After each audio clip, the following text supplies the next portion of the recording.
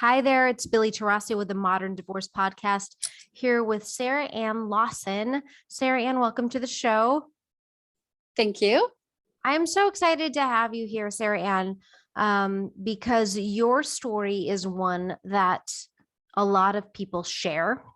You are a mom, you are a former Mormon, practicing Mormon woman, and you Yes. went through a divorce that kind of rocked your whole world, not one that you saw Yes. coming. And you've managed to rebound in quite a beautiful way. And so thank you for being here and thank you for sharing your story. Thank you. It's a complicated one. So if you keep me guided, then we'll go from there. Absolutely. Well, we'll let the story guide itself. So why don't we start with how old were you when you got married and how did you meet your husband? So I was actually 23 when I got married, which was a little bit older in the culture I grew up in, the LDS culture. So we actually met on a blind date. I had served a mission for my church, came back, had been back probably 9 months and met him on a blind date. And you're very encouraged to get married right away, have families, and every education, everything that you do for yourself is to better you as a mother and as a partner in your relationship. Now, So how early did that start? At what age did that start? from the second I can remember having a thought, everything was framed around being a mother and being a good, dedicated, faithful, resourceful, sacrificing everything, give everything that you are. To your husband? Yeah, to your husband and to your family. And All right. and of course, I should say also to God. Of course, that's the number one. Mm-hmm. And so by the time you were 23, you were an old maid, not yet Yes. married. Yep. And so then you did, right? You got married and you lived the life you were expected to live. Is that correct? Yeah, absolutely. So I met my ex-husband. We had blind date, hit it off really well. We met all of the markers that you have for each other in the culture. We were married 3 months after we met. Wow. And a lot of the reason that is really encouraged is because you don't want to have any sort of inappropriate sexual encounters before you're married. Mm. Because if you do, you will not be worthy of all the blessings God has for you. And you will actually start your life out married in a deficit, so to speak. So when I say sex relationships, I mean kissing, and even passionate kissing is frowned upon. Wow. Yes. I don't think most people know that. Well, I think some people are maybe intimidated to share that. So there is a huge drive for people in the LDS culture to get married because that's your first sexual experience. And if you mess up on that, or if you sin in that area, you are not allowed to get married in the holiest of places to have all that sacred responsibility and those covenants with your family. So it's a very culturally, if you don't do that, it's very disappointing for your family members, also for your parents. And it's how you're raised from the second you have a thought. Well, at least in my home. Some other homes maybe not have that intensity, but it's reinforced also in the culture, in the community, religion, and in the family. Okay, so you're raised and you're taught that you need to get married and you meet someone and he qualifies and you really need to snatch that up, right? Make it happen. Absolutely. Quickly. Absolutely. Yes.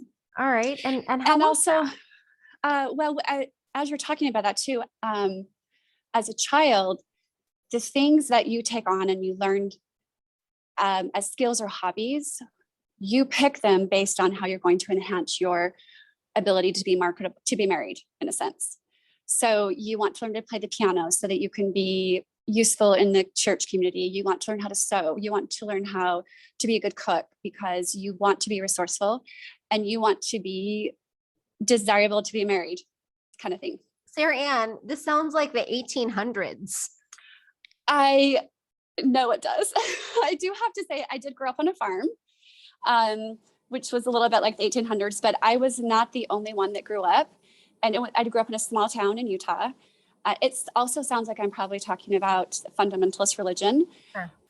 which in a way we're raised with very, very intense ideas, but we're taught to integrate into the community and serve and love, but be peculiar people, but integrate really well. And that is how you that's how you make people comfortable around you as a woman in that religion. And it is also your responsibility to make sure you don't inappropriately arouse other men or women. There's a lot of deep seated shame, and I don't know if shame is the right word in this context, but a lot of responsibilities put on women as you develop a family and find the right man. And just from the second I remember, you are taught like you're going to be a good mother one day. You play with babies because you're going to be a good mom.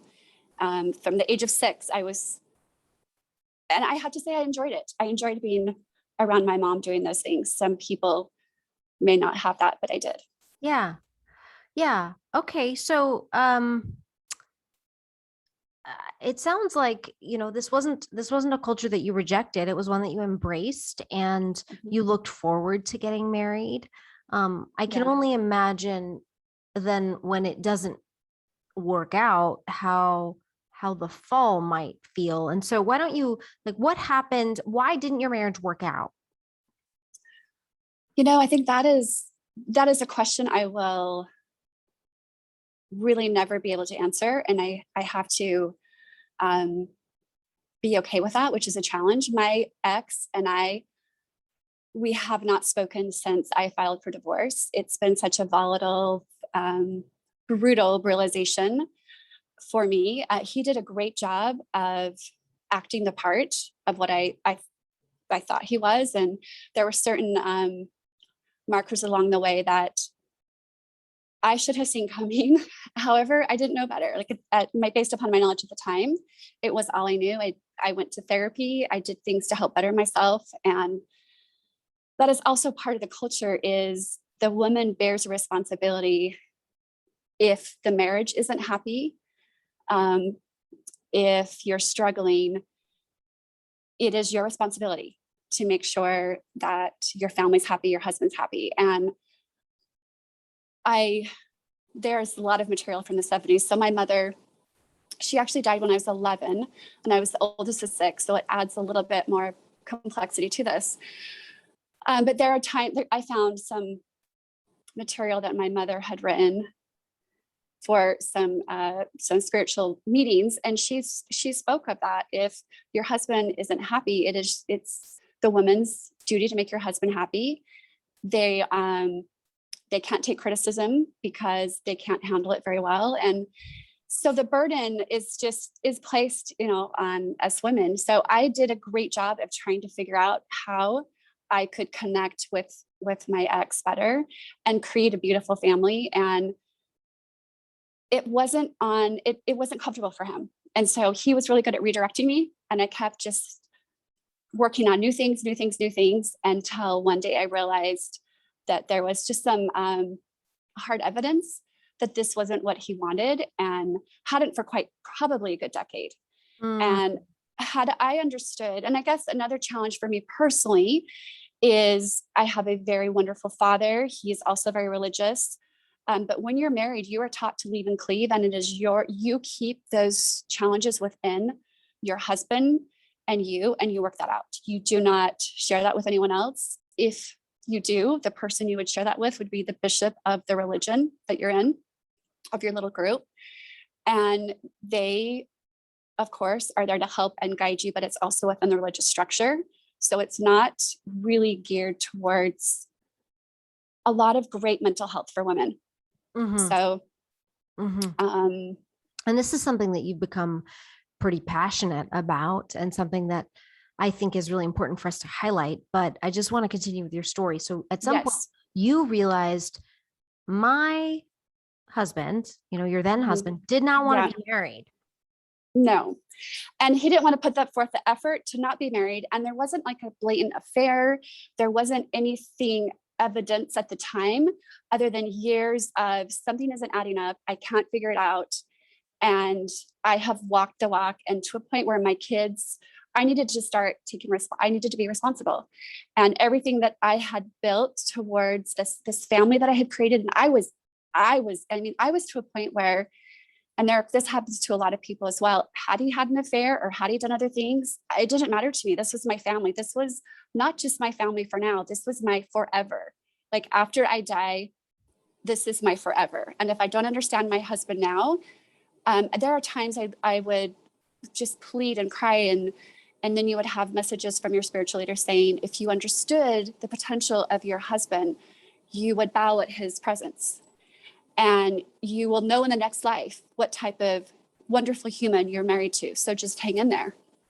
So these are types of things, narratives and things that just kept me stuck in this loop. And I think one of the things I am super passionate about is that self-improvement is great in a marriage as long as the other person is also wanting to do that. And that should have been I should have noticed that 10 years ago, but I kept trying to improve myself to improve us. But it got me to where I am now. And the disillusion, it's difficult. I have to, even today, like, I'm a year and a half out of leaving, and I've lost 30, 40 family members of my husband's side of his family. And it's like I've just been cut off from people who I gave my whole heart and love and everything to. And it's as if I've not existed. And trying to step into this space, it's like stepping into an abyss. And I don't necessarily want to say darkness, but darkness is the only way I can describe it, because the canvas is so blank. I have no reference to anything of what to pattern myself after at this point. Okay. Or at least when I did a year and a half ago. So that's interesting. You say that. So there was no other frame of reference. There was no other model. The only model was, you get married, you be a good wife, and you do whatever it takes to make it work. And then eventually it didn't work. And there was literally no idea. There was no framework within what now? None. Who am I now? How do I support myself now? Yep. Nothing. And in fact, I have my college degree. I went and got my bachelor's degree at college. Education is incredibly important, but the application of your education is never talked about. The execution of it is never taught.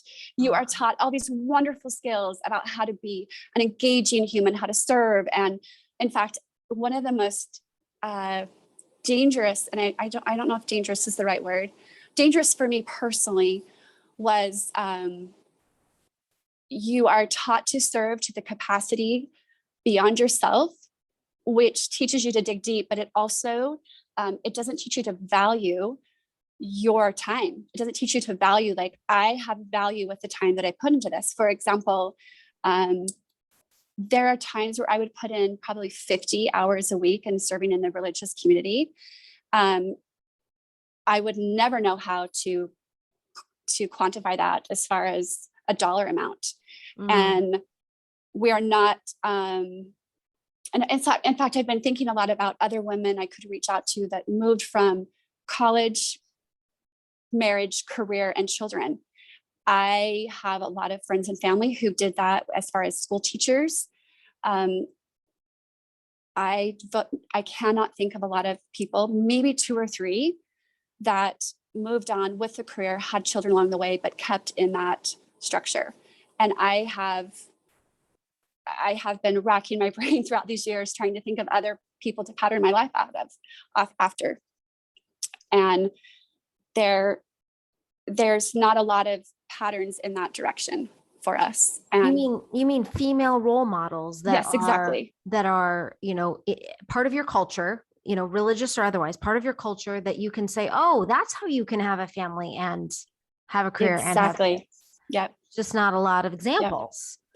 Yep. And not a lot of examples of that either. also delegating is very difficult. We're Mm. taught to take in, we're taught to serve, and we're taught to gather and love, which is a wonderful skill, a beautiful skill. And it has become something that motherhood and womanhood and being a wife was just everything I've cherished. I really have enjoyed it. But that skill of learning to delegate and help others progress in those areas is not a skill that I was taught from a young age, or that it's taught really as expansively as it could in that culture. And that's what you're surrounded by. You're taught how to be very Christ-like. You're taught how to be loving. You're taught how to do all these skills, even skills within the home. However, there is a lack of that ability to how to value yourself with a job, with, how to place yourself and value and create, market yourself. Yeah, it's how do I take all these skills and abilities that I have and monetize them? Yes, thank you. Because monetizing them is really, really a good thing. It's not a bad thing. And women in the LDS community do end up divorced. Thankfully, not all of them, but it does happen. It's not always avoidable. And sometimes, many, many times, LDS women are some of the least equipped in terms of expectation. Their expectation is very different from the rest of the culture's expectation. So they walk into court or they walk into my office with an expectation of, oh, I need to be taken care of. This is the deal. And you're right. It was the deal. It is the deal. It was the deal. It was the deal for him. It was the deal for you. But you know what? The moment you get divorced, if he wants out of that deal, he gets out of the deal. Yep. And how do you take care of yourself? Exactly. It's terrifying. And it's not terrifying from the sense that I can't do this. Like I can't rebuild myself. But when you look at across the board and you look at how old I am and I look at where I've come education wise and what I've done, and I'm like, how do I market myself? Where can I fit in? 8 years ago, when we were struggling with some finances at the time, with a college degree, I could go substitute at my kids' school, which worked great because I had 2 kids with medical needs, and it allowed me to pick around that schedule. Or I could go clean houses, and I'm not super fast at cleaning houses. So I was cleaning houses for $10 an hour because there were some days I was working 19 hours a day because I needed cash, and I was so exhausted, but I could not get into the marketplace because I had been home for so long, didn't have the skill set up to speed where everybody else has. And the challenge is, I don't know if this is the right wording of it, but you kind of get codependent on your religion. And you lean on the fact that God will take care of me because I'm doing the most important thing. And you're taught, like, I can't even tell you, I've probably heard this 1,000 times. The most important work a woman can do is in the home. And if you seek a career and a mother, you're not necessarily ostracized, but you're not in that tight-knit community because you're busy having a career and doing other things and delegating. And so you're not really as integrated into that small, tight community of the moms who are at home at the park trying to do that sort of thing. So we don't learn those skills. Yeah. So the women who do choose to work or who must work are sort of second-class citizens within the culture. Yes. I know this podcast for family members or people who are listening may just come unglued at that. But if you really sit back and think about that and look around you. Who are the women you see with you, surrounding you? How many have careers? How many have succeeded in that career? How many can be independent on their own? How many have that opportunity? When you sit back in those questions and in that reality, it will blow your mind. So did you go to your religion for support after your divorce? I actually did not. I started shifting from my religion in 2014. I had gone to get support at that time. And it was a dead end for me. I kept going back to that same challenge of do the same list, read the scriptures, serve more, serve your husband more, have him serve more. There must be something I'm missing. And as I moved away from that, as I left that, I didn't move back into that for support. It just was not something that was enhanced the growth that I needed at that time. There are a lot of people that do. It sounds like you knew your marriage was falling apart. You knew you were headed for a road that was you getting divorced. Yep. And that wasn't an option in your religion. The only option was, well, you just do a better job and it'll be fine. And so you had to sort of mourn the loss of your marriage that you wanted and your religion at the same time. Absolutely. And I think my shift from religion is when it really started to escalate my marital problems, because as I would hold my husband to conversations and try to engage more and move past some of these things that religion had held me captive, it was very uncomfortable for him and he didn't want to do it. And so that had been a process that had been building up for a couple of years before I knew I am not going through another man to tell me what to do unless he is my lawyer. Ooh. Wow. Okay. So at this point you had hit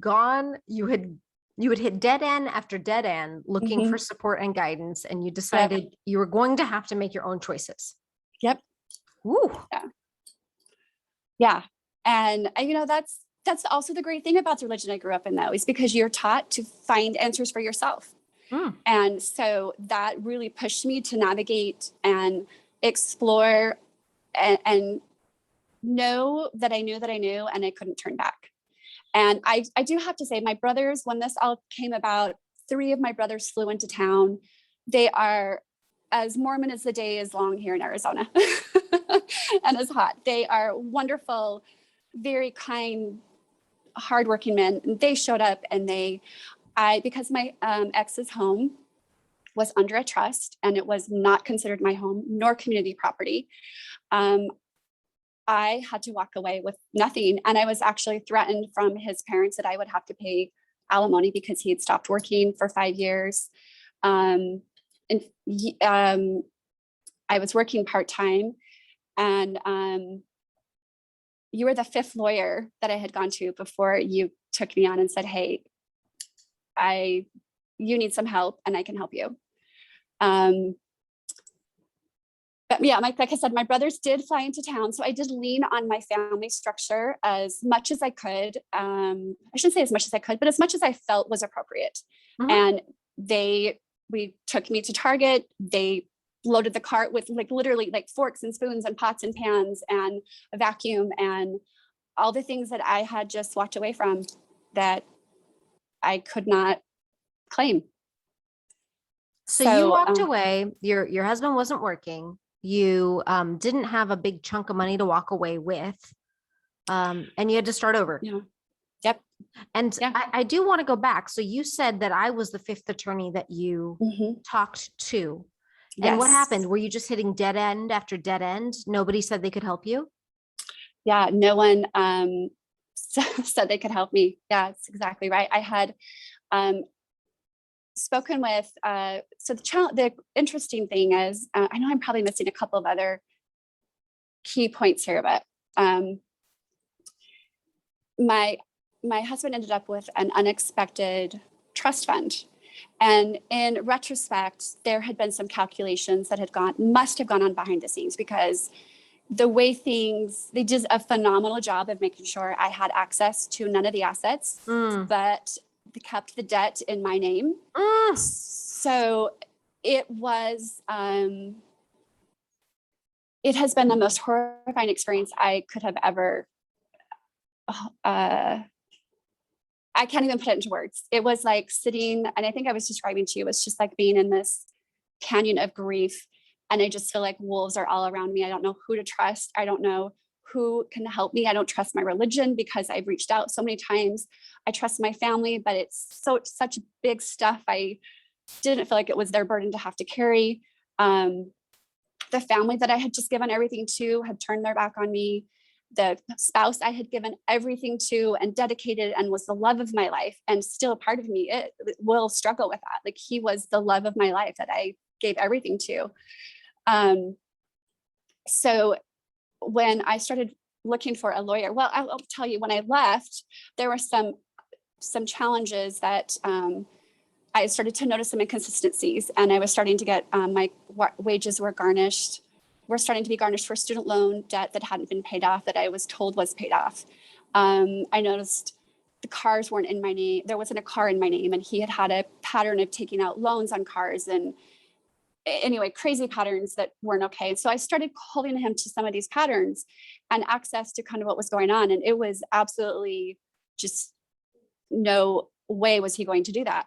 And so I said, okay, if you don't want a partnership, then that's what I need to know then we're done, because that's your way of telling me you don't want to be married. And they said, okay, then I don't have a job. All of our assets are put into trust. So you can take the Armada and whatever furniture you want, and we'll call it good. And I was like, we've been married for 27 years. I gave up my career to be married to you and to this family. And to be honest, I thought at some point him or his father would step up and at least provide a home for me. They're sitting on millions, like millions and millions and millions of dollars, not just tens of millions, but higher than that. Jeez. So, yeah.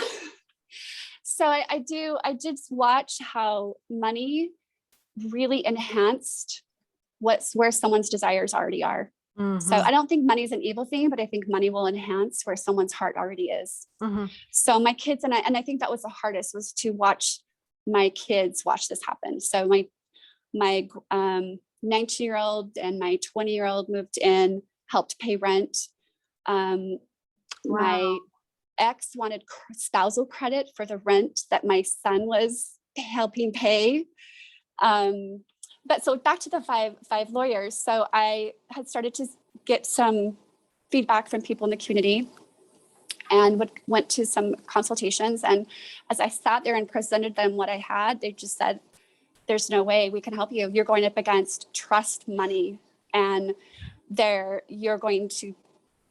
we can't take you on as a risk, because what do I have to offer back, right? I had a really small amount that I could put in, and that was where it ended. So I was really desperate. And by this time I had done enough research to know I did have rights. I just didn't know how to convince someone else that there was at least something for me. Yeah. And I had a girlfriend. So I was attempting to do divorce myself. I was just like, I don't know what else to do. I'll try to do this myself. Did some research, came across a paralegal.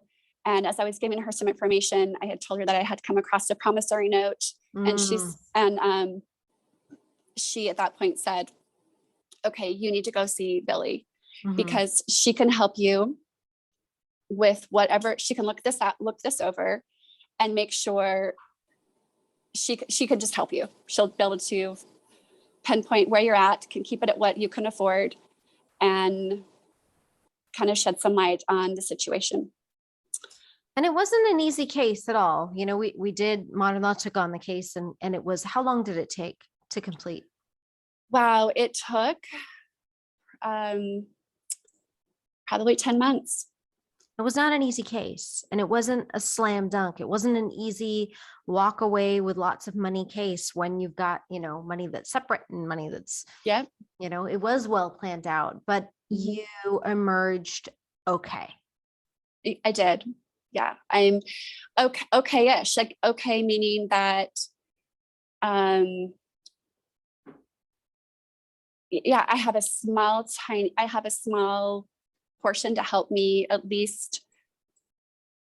I shouldn't say it doesn't pay all my bills, but it helps me pay the bills, and it helps push me towards getting independent and getting in the space of financial security for myself, which I am so passionate about, because I'm late to the game.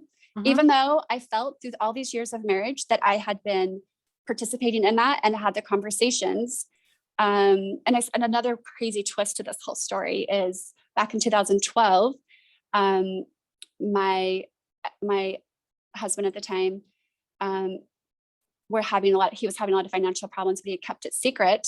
And his dad flew into town and they filed for bankruptcy unbeknownst to me.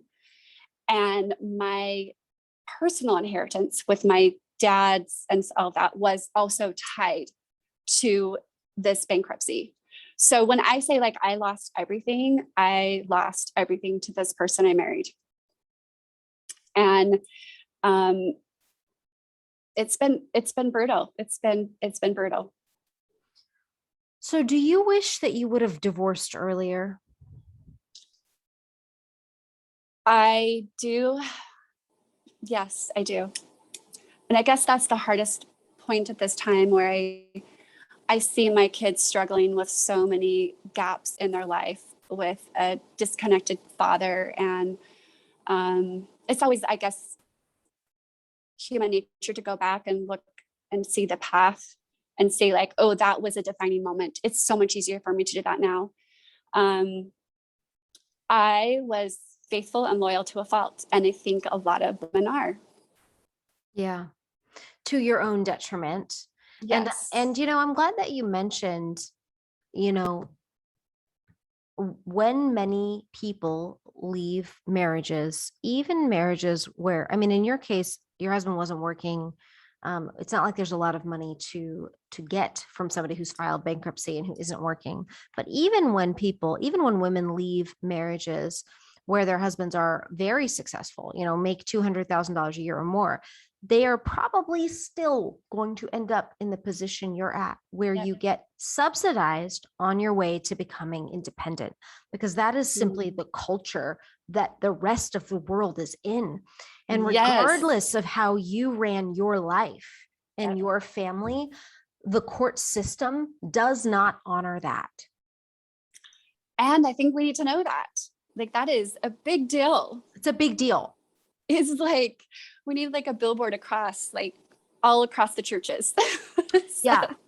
That you need to be able to take care of yourself, because you never know when you will come home and maybe get served with divorce paperwork, or when your spouse gets hit by a bus. And what are you going to do? How are you going to take care of yourself? And if your plan is to fall back on your church, it probably isn't a good enough plan. Oh, that's put really well. So a couple of things too, I just wanted to mention in this whole situation. The weird thing about my divorce is, so we went through bankruptcy. My husband struggled for a few years, but then he also made $200,000 for a couple of years. And during that time, during that time we were playing catch up with finances, but so many things were happening behind the scenes. And then he ended up with this unexpected trust money out of nowhere. And his dad said, hey, pay off all of your debt. Why don't you just take a couple of years off? And here's an allowance. Like, his dad literally gave him an allowance. And watching him sit on an allowance and decide like his life was as good as it was going to get, it was insane to watch that happen. So what I think is the missing link for me is, I get people all the time that will say, well, you didn't hold your husband to it. You just let him do whatever. You didn't ask questions. I'm like, oh no, I asked questions. I looked through the papers. I was as diligent as I could possibly be with the information I had at the time. However, I think when we're married to someone that has had these missing gaps of how to plan for my future when I have an ex that doesn't want to. I mean, a current spouse who doesn't want to, that those would have been things that I should have had pacemakers or pace setters or pace markers. There we go. Not pacemakers. Pace. Is that the right word? You know what I'm trying to say? Markers for myself, to pace myself, so that I would know, hey, this is another step for my own financial safety, not even for in the event that something happens to my ex or something, or if my husband, something happens to him, or a partner that's financially helping me. What do I need to do just for my own stability? Right. How do I stay on track? Yeah. how do I stay on track, not just as a mom, and how do I stay on track, not just as a wife, but how do I stay on track as my own independent personal adult who's responsible ultimately for myself? Yes. And that is so hard to hear when you feel like you have done that so diligently. And then to realize I'm 50, when I come to you at 50 years old and I'm a little kid asking for help. You're not, though. I mean, Well, no, I'm not, but it was you're like not. when I showed up and I feel like you feel like you have all of this whole spectrum covered and you're just slaying life with your kids and doing the best you can. And then you have this huge deficit. It is incredibly overwhelming and vulnerable. It's a very difficult thing to share and to walk into your law office and have these wonderful, dynamic, caring women, just completely that I could just fall into your office and know that there was help and hope and a way for me to stay on track. Well, we're almost out of time, but we can have you on lots more times because modern law saw Sarahanne as a very, very talented woman with lots and lots of potential. And we snatched her up and she's now working with us. So you will see her quite a bit around helping us with events and promotion and really being a true champion for other women going through what she has gone through. Yes, I'm here and just advocate just thank you so much. Thank you so much. Thank you for sharing your story. We will have you on again. I'm sure we didn't get into this enough, but you and I are on the same team. And that's how do we help people and how do we help women have the best possible lives? And how do you do that without sacrificing yourself as a wife or as a mom or as an individual human? So thank you so much, Sarahanne, and we will talk again soon. Thank you, Billie.